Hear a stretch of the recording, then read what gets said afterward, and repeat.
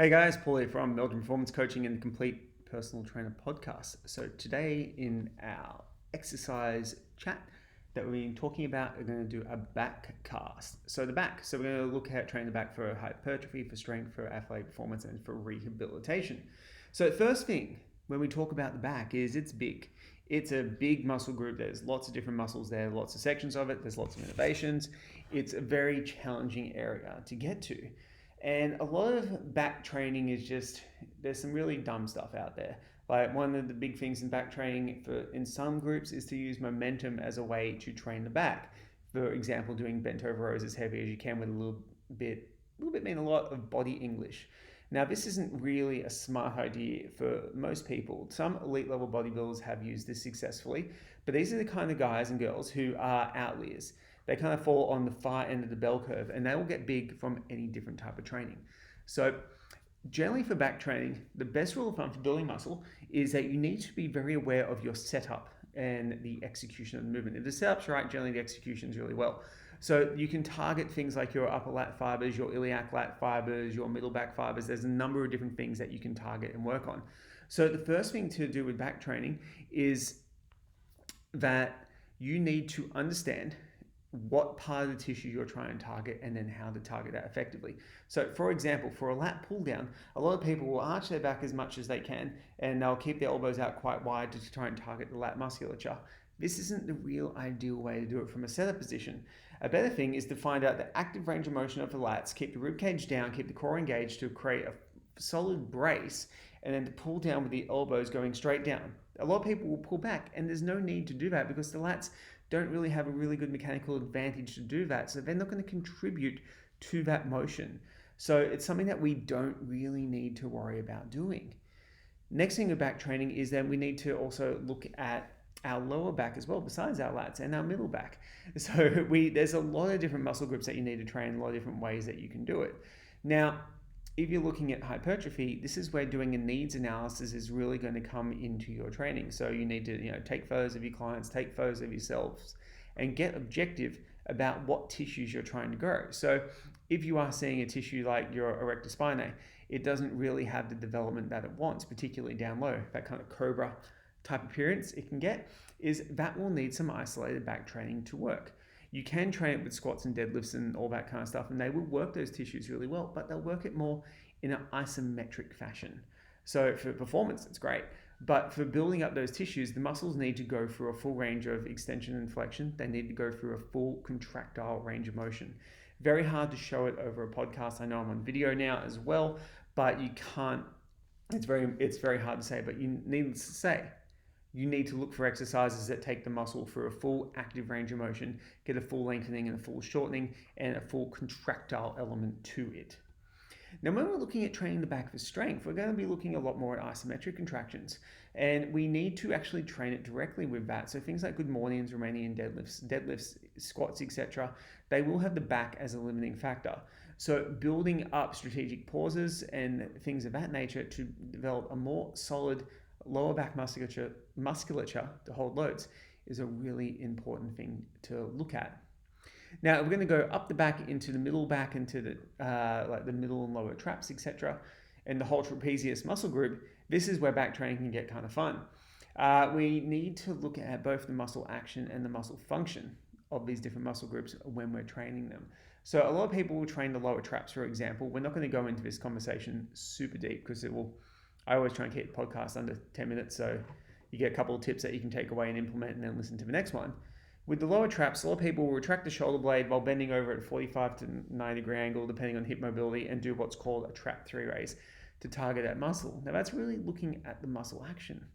If we're looking at the muscle function of the lower trap, it's not to do that. It's actually hold the scaps in place and to help proper rotation. So a really good exercise to do that, a couple of really good ways to train your lower traps to hold those positions and to get strong there.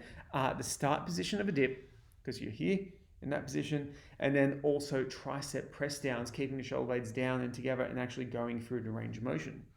What we're looking at doing with those exercises is with the dip start position where you're holding here is learning postural control against heavy load, with the heavy load being your body weight. Now, if your traps can stabilize your body weight and hold that for a decent amount of time, while holding a position, you can rest assured that they're going to work properly when doing other exercises as well.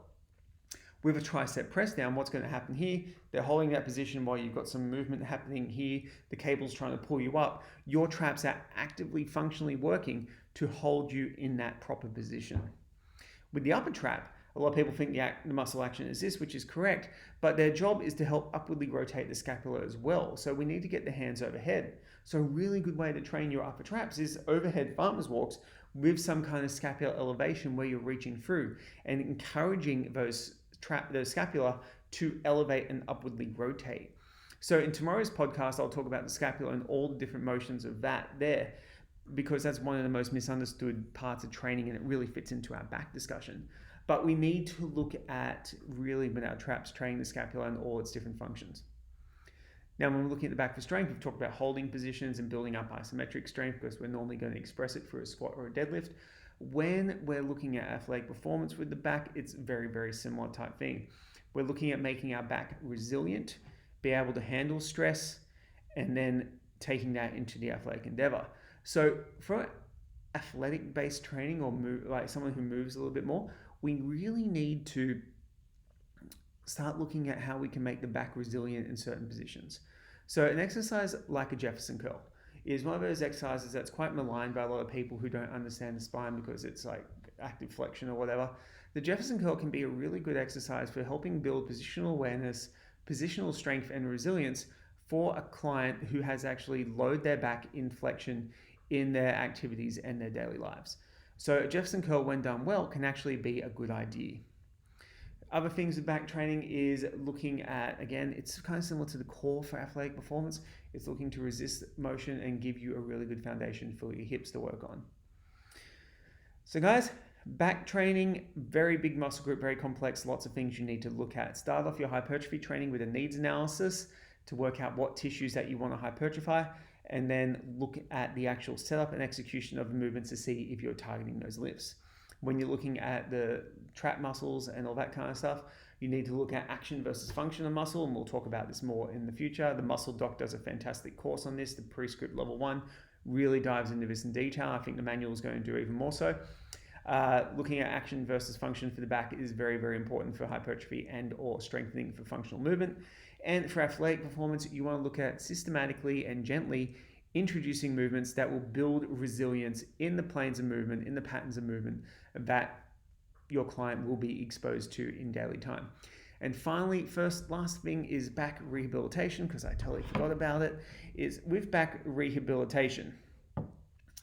A lot of people will use things like bird dogs, side planks, the McGill Big Three, the curl up, etc. All these different things. That stuff is really, really good in load level stuff for back pain, for dealing with disc bulges and all that kind of stuff.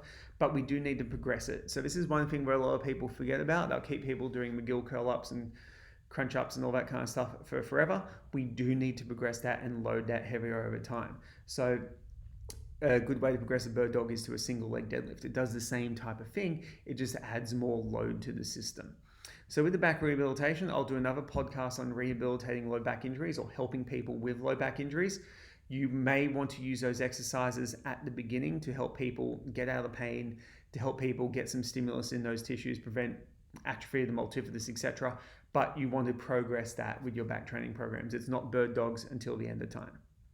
So guys, thanks for listening. Thanks for all the people checking in. Any questions, please hit me up. Speak to you soon.